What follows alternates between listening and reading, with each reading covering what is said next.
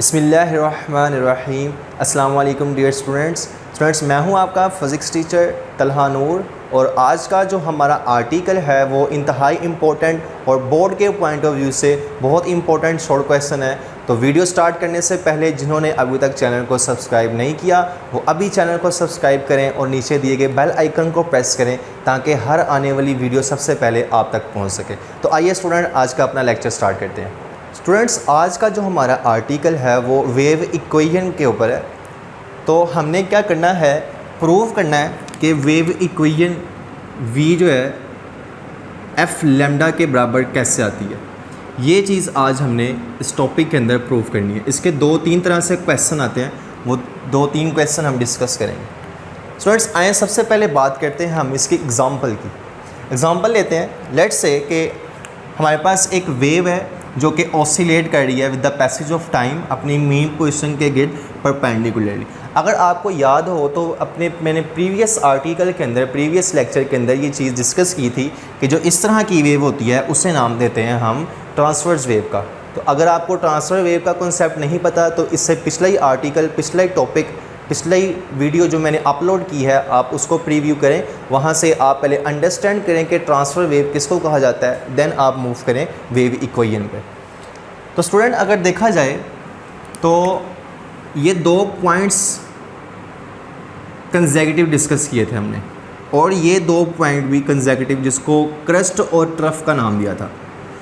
ये mean point से extreme point तक का जो मैक्सिमम डिस्टेंस था that is known as wavelength, और इस पॉइंट को नाम दिया था क्रस्ट का। सेम एज इट इज़ इस पॉइंट को नाम दिया था क्रस्ट। जो लोएस्ट पॉइंट था ये होता है trough, and this is also known as trough. अब अगर मैं दो वाइब्रेशन कंसीडर करूं यहाँ से यहाँ तक, तो इस दौरान मेरे पास दो ही क्रस्ट बन रहे हैं और दो ही ट्रफ बन रहे हैं। अगर डिस्टेंस देखा जाए कि इसने कितने टाइम में कितना डिस्टेंस कवर किया है, लेट्स से कि इस वेव ने जो अपनी दो वाइब्रेशन कंप्लीट की हैं उसको टाइम लगा t, और ये जो डिस्टेंस इसका बना है इसको रिप्रेजेंट कर देते हैं जी d के साथ। ये इसका डिस्टेंस आ गया। ज़ाहिर बात है अगर ये किसी ख़ास टाइम के साथ डिस्टेंस कवर कर रही है, डैट्स मीन कि ये किसी ख़ास वेलोसिटी के साथ मूव करती हुई जा रही है। तो वो एक्चुअल में हमने क्या करना है, इसकी वेलोसिटी मूव करनी है कि ये वेव जो है किस स्पीड के साथ ऑसिलेशन परफॉर्म करती हुई फर्दर आगे मूव कर रही है। तो स्टूडेंट 9th क्लास के अंदर आपने वेलोसिटी का फॉर्मूला पढ़ा था। Velocity is equals to displacement into time. तो अगर इनको सिंबॉलिकली लिखा जाए, velocity v is equals to d over t।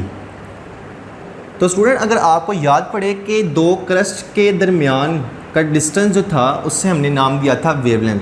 So we can written as d जो कि डिस्प्लेसमेंट को शो करेगा, that is equals to the wavelength.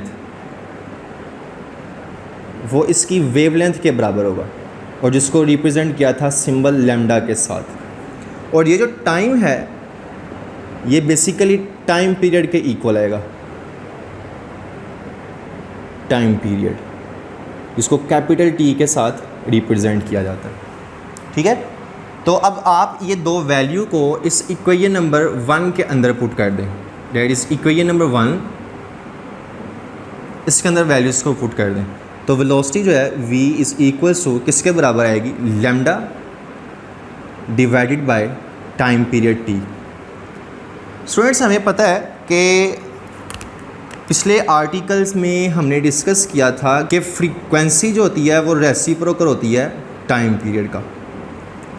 तो अगर मैं इस फैक्टर को सेपरेट करूं, v is equals to 1/t dot lambda, तो ऐसे इसे लिखा जा सकता है। मैंने क्या किया, सिर्फ लैम्डा को सेपरेट कर लिया। अगर लैम्डा इसके साथ मल्टीप्लाई होगा तो यही फॉर्म आ जाएगी। इसको सेपरेट क्यों किया, क्योंकि 1/t जो है वो किसके बराबर है, f के। इसलिए मैंने इसको सेपरेट किया है क्योंकि मुझे क्या चाहिए, v is equals to f over lambda. तो अगर मैं इसको सेपरेट करता हूँ तो ये 1/t की सूरत में आ जाएगा और वो किसके बराबर है, उसकी फ्रीक्वेंसी f के। So we can written as v is equals to, तो इस पूरी जगह पे मैं क्या लिख सकता हूँ, f और लैम्डा साथ एज इट इज़ आ जाएगा। नहीं जी, ये आपके पास इसकी इक्वेशन आ जाती है, v is equals to f lambda proved. ये छोटा सा इंपॉर्टेंट शॉर्ट क्वेश्चन है, ये चीज़ आपने क्लियर कर लेनी है कि इसको लिखना किस फॉर्म में। अच्छा स्टूडेंट्स, ये जो क्वेश्चन है ये काफ़ी तरह से आता है और क्वेश्चंस को डिस्कस कर लेते हैं हम। एक क्वेश्चन वो देता है आपको, right wave equation. Wave equation के नाम से भी आपको क्वेश्चन दे देगा, या वो आपको क्वेश्चन दे सकता है prove that v is equals to f lambda,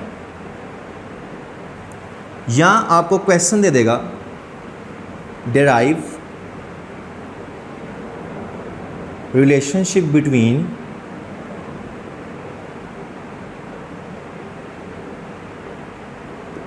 velocity, frequency,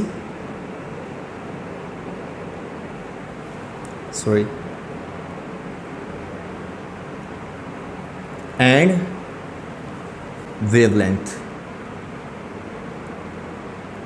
ये जो अभी आपने प्रूव किया है, ये 3 तरह से क्वेश्चन आता है, तो आपने इसका आंसर सिर्फ यही लिखना होता है। तो अगर आपने यहाँ से फ्रीक्वेंसी की वैल्यू निकालनी हो तो यहाँ से फ्रीक्वेंसी की वैल्यू बड़ी इजीली निकल सकती है कि फ्रीक्वेंसी बराबर आएगी आपके पास लैम्डा इसके साथ मल्टीप्लाई हो रहा है और जाकर वेलोसिटी के साथ divide, so we can written as v over lambda. इसको इस तरह से भी लिखा जा सकता है।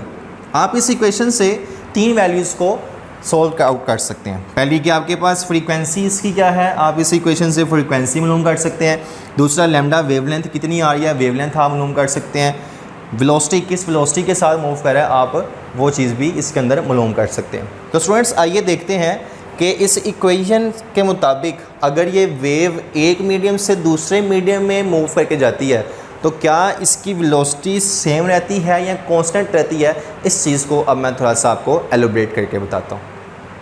स्टूडेंट्स इस इक्वेशन से रिलेटेड 2 कॉन्सेप्ट, 2 की पॉइंट्स आपने याद रखने हैं एज ए MCQs ऑब्जेक्टिव के तौर पे मैंने लिखे हैं कि जब आपके पास मीडियम सेम रहेगा, जब भी मीडियम सेम रहेगा तो स्पीड सेम रहेगी, उस दौरान जो है वो स्पीड का फैक्टर सिर्फ सेम रहेगा।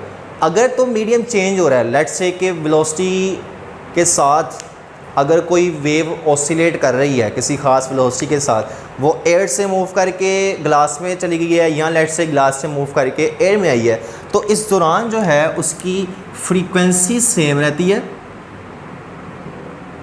और अगर मीडियम चेंज नहीं हो रहा तो उस दौरान उसकी स्पीड सेम रहती है। तो ये 2 की पॉइंट्स आपने अच्छे तरीके से MCQs के तौर पर जहन में रखने हैं, माइंड में रखने हैं, स्किप नहीं करने, जो कि इस टॉपिक से रिलेटेड है।